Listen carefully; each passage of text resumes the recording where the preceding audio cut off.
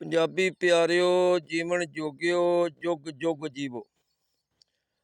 ਐਤਕੀ ਇਲੈਕਸ਼ਨ 'ਚ ਜੋ ਕਿ ਜ਼ਹਿਰੀ ਗੱਲ ਹੁਣ ਹੋਣਾ, ਇੱਕ ਕੰਮ ਹਰ ਸੇਵਕ ਕਰਨਾ, ਸਾਰੇ ਕੌਮ ਪ੍ਰਸਤਾਂ ਕਰਨਾ। ਇਹ ਮੇਰੀ ਤੁਹਾਨੂੰ ਬੇਨਤੀ ਹੈ, ਦਰਖਾਸਤ ਹੈ, ਤਰਲਾ ਹੈ, ਬਲਕਿ ਹੜ ਹੈ ਕਿ ਜਦੋਂ ਤੁਹਾਡਾ ਉਮੀਦਵਾਰ ਆਵੇ, ਆਖਰ ਹਰ ਚੱਕ 'ਚੋਂ ਨਾ ਜਲਸੇ ਵੀ ਕਰਨੇ ਨੇ, ਹਰ ਪਿੰਡ 'ਚੋਂ ਨਾ ਆਉਣਾ ਵੀ ਹੈ, ਉਹ ਤੁਸੀਂ ਇੱਕ ਗੱਲ ਕਰਨੀ ਹੈ ਕਿ ਜਿਹੜਾ ਡੋਮੀਸਾਈਲ ਖਤਮ ਹੋਇਆ ਇਹਨੂੰ ਫੌਰਨ ਬਹਾਲ ਕਰੋ।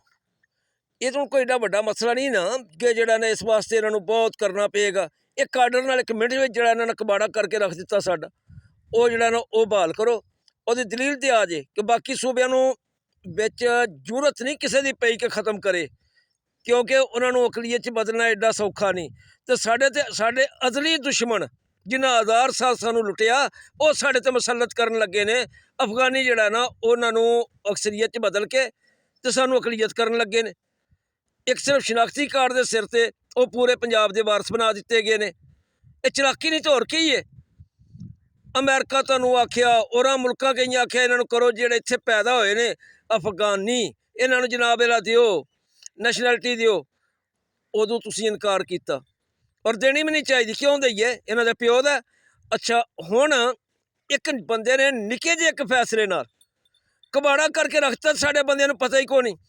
ਚੰਦ ਦਿਨ ਪਹਿਲੇ ਇੱਕ ਬੰਦਾ ਮੇਰੇ ਕੋਲ ਪੁੱਛੇ ਪਿਆ ਕਿ ਮੈਂ ਤਾਂ ਸਮਝਦਾ ਸਾਂ ਖੇਚਲ ਘਟ ਜਾਏਗੀ ਅਤੇ ਇਹਦਾ ਕੀ ਅਸਰ ਪਏਗਾ। ਦੱਸ ਯਾਰ, ਇਹ ਸਾਡਾ ਜਿਹੜਾ ਨਾ ਸਿਆਸੀ ਸ਼ਊਰ ਹੈ। ਅਖੇ ਇਹਦਾ ਕੀ ਹੋਏਗਾ, ਕੀ ਇਹਦਾ ਅਸਰ ਕੀ ਪਏਗਾ? ਦੱਸਿਆ ਤਾਂ ਖੁੱਲ੍ਹ ਅੱਖਾਂ ਗਈਆਂ ਤਾਂ ਉਦੋਂ ਜਨਾਬ ਆਂਦੇ ਹੈ ਇਹ ਸਾਡਾ ਹਾਲ ਹੈ। ਗੱਲ ਉਹ ਹੀ ਹੈ ਯਾਰ, ਜਿਨ੍ਹਾਂ ਵਿੱਚ ਨਾ ਬਦਕਿਸਮਤੀ ਨਾਲ ਨਾ ਤਾਂ ਸਾਡੇ GM ਸੈਯਦ ਸੀ, ਨਾ ਕੋਈ ਬਾਚਾ ਖਾਨ ਸੀ, ਅਤੇ ਨਾ ਸਾਡੇ 'ਚ ਕੌਮ ਪ੍ਰਸਤੀ ਸੀ। ਉਹਦਾ ਨਤੀਜਾ ਇਹ ਨਿਕਲਿਆ, ਅਸੀਂ ਮਜ਼ਹਬ ਸ਼ਨਾਖਤ ਲੱਭੀ, ਅਸੀਂ ਜ਼ਾਤਾਂ ਬਰਾਦਰੀਆਂ ਸ਼ਨਾਖਤ ਲੱਭਣ ਤੁਰ ਪਏ, ਜਿਹੜੀ ਕਿ ਸਾਨੂੰ ਨਹੀਂ ਮਿਲੀ। ਜੇ ਮਜ਼ਹਬ 'ਚ ਮਿਲੀ, ਕੋਸ਼ਿਸ਼ ਕੀਤੀ ਤਾਂ ਉਹਨਾਂ ਕਿਹਾ ਹਟੋ ਪਰਾਂ ਅਸੀਂ ਅਰਬੀ ਹਾਂ, ਹਟ ਪਰਾਂ ਅਸੀਂ ਅਫਗਾਨੀ ਹਾਂ, ਹਟ ਪਰਾਂ ਅਸੀਂ ਤੁਰਕ ਹਾਂ, ਸਾਡੀ ਤਾਰੀਖ ਤੇ ਨਾ ਜੱਫਾ ਮਾਰ। ਅਤੇ ਜੇ ਬਰਾਦਰੀਆਂ 'ਤੇ ਜਾ ਕੇ ਲੱਭਣ ਦੀ ਕੋਸ਼ਿਸ਼ ਕੀਤੀ ਤਾਂ ਬਰਾਦਰੀਆਂ 'ਚ ਵੀ ਅੱਗੋਂ ਕਈ ਸ਼ਾਖਾ ਨੇ। ਨਾਲੇ ਬਰਾਦਰੀ ਦੀ ਸ਼ਨਾਖਤ ਕੀ ਹੁੰਦੀ ਹੈ ਯਾਰ? ਅਸਲ ਚੀਜ਼ ਛੱਡ ਕੇ, ਇੱਕ ਟਾਣ ਛੱਡ ਕੇ, ਮੁੱਢ ਛੱਡ ਕੇ ਜਿਹੜਾ ਟਾਣੇ ਦੇ ਪਿੱਛੇ ਲੱਗਣਾ। ਬਹਰਹਾਲ ਗੱਲ ਮੈਂ ਮੁਖਤਸਰ ਕਰਨਾ, ਇੱਕ ਤਾਂ ਕਰਨੀ ਗੱਲ ਅਸਾਂ ਕਿ ਡੋਮੀਸਾਈਲ ਭਾਈ ਜੀ ਬਹਾਲ ਕਰੋ, ਇਹ ਇਹਨਾਂ ਨੂੰ ਲਲਕਰ ਕੇ ਆਖਣਾ। ਉਹ ਦੂਈ ਗੱਲ ਕਰਨੀ ਹੈ ਕਿ ਪੰਜਾਬੀ ਕੌਮ ਪੰਜਾਬ ਦੀ ਵੰਡ ਦੇ ਸਖਤ ਖਿਲਾਫ ਹੈ, ਇਹ ਸਾਨੂੰ ਕਿਸੇ ਸੂਰਤ ਕਬੂਲ ਨਹੀਂ। ਅਤੇ ਜਿਹੜੇ ਸਾਡੇ MP ਹੈ, ਸਾਡੇ ਵੋਟਾਂ 'ਤੇ ਜਾਣ, ਉਹਨਾਂ ਨੂੰ ਕਮ ਅਜ਼ ਕਮ ਚਾਹੀਦਾ ਕਿ ਉਹ ਇਹਦੀ ਡਟ ਕੇ ਲਲਕਰ ਕੇ ਮੁਖਾਲਫਤ ਕਰਨ। ਇਹ ਨਹੀਂ ਕਿ ਪੰਜਾਬ ਦੇ ਮਫਾਦਾਤ ਦਾ ਬਣ ਜਾਣਾ ਕਿ ਮੈਂ ਜਿਹੜਾ ਨਾ ਠੇਕੇਦਾਰ ਹਾਂ ਅਤੇ ਗੱਲ ਵਿੱਚ ਨੀਲੀ ਗਲਾਦਤ ਪਾ ਕੇ ਜਨਾਬ ਲਾ ਅਤੇ ਉਹ ਫਿਰਨਾ ਜਾ ਕੇ ਮੁਲਤਾਨ ਨੀਲੀ ਗਲਾਦਤ ਪਾ ਕੇ ਤਕਰੀਰਾਂ ਕਰਨੀਆਂ। ਇਹ ਨਹੀਂ ਹੁਣ ਚੱਲੇਗਾ। ਇਹ ਸੋਸ਼ਲ ਮੀਡੀਆ ਦਾ ਦੌਰ ਹੈ, ਇੱਥੇ ਨਾ ਗੱਲਾਂ ਨਾ ਲੁਕੀਆਂ ਰਹਿੰਦੀਆਂ ਅਤੇ ਨਾ ਇਹੋ ਜਿਹੀਆਂ ਗੱਲਾਂ ਜਿਹੜੀਆਂ ਨਾ ਉਹ ਜ਼ਿਆਦਾ ਦੇਰ ਚੱਲ ਸਕਦੀਆਂ ਨੇ ਦੋ ਰੰਗੀਆਂ। ਇਸ ਲਈ ਜਿਹੜੀ ਹੈ ਨਾ ਉਹ ਮਿਹਰਬਾਨੀ ਕਰਕੇ ਜਿਹੜੇ ਪੰਜਾਬੀ ਦੀ ਗੱਲ ਕਰਦੇ ਨੇ MP ਹੈ, ਪੰਜਾਬ ਬੇਸ 'ਤੇ ਗੱਲ ਕਰਨ, ਉਹਨਾਂ ਨੂੰ ਆਖੋ ਭਾਈ ਜੀ ਇਹ ਲਲਕਰ ਕੇ ਗੱਲ ਕਰੋ। ਨਹੀਂ ਤੇ ਕਮ ਸੋ ਕਮ ਜਿਹੜੇ 4.5 ਵੋਟ ਨੇ ਅਸੀਂ ਨਹੀਂ ਦਿੰਦੇ। ਇਹ ਕਲੀਅਰ ਕੱਟ ਕਰ ਦਿਓ ਗੱਲ ਯਾਰ। ਉਹਨੇ ਦੌਰ ਹੀ ਨਹੀਂ ਰਿਹਾ ਕਿ ਅਸੀਂ ਜਨਾਬ ਐਵੇਂ ਨਿਣ ਕਰਦੇ ਰਹੀਏ ਨਿੱਕੇ ਨਿੱਕੇ ਮਫਾਦਾਤ ਦੇ ਪਿੱਛੇ।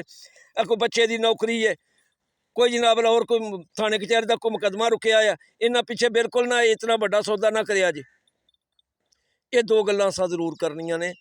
ਇੱਕ ਤਾਂ ਇਹ ਕਰਨੀ ਹੈ ਜਿਹੜੀ ਹੈ ਡੋਮੀਸਾਈਲ ਫੌਰਨ ਬਹਾਲ ਕਰੋ, ਔਰ ਇਹ ਹਰ MP ਕਰਾ ਸਕਦਾ ਜੇ।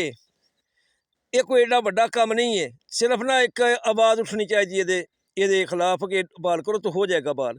ਦੂਸਰਾ ਜਿਹੜਾ ਨਾ ਵੰਡ ਬਾਰੇ, ਤਾਂ ਕਿ ਇਹਨਾਂ ਦੇ ਜ਼ਿਹਨ 'ਚ ਹੋਵੇ ਕਿ ਪੰਜਾਬੀ ਕੌਮ ਇਹਦੀ ਮੁਖਾਲਫਤ ਕਰ ਰਹੀ ਹੈ।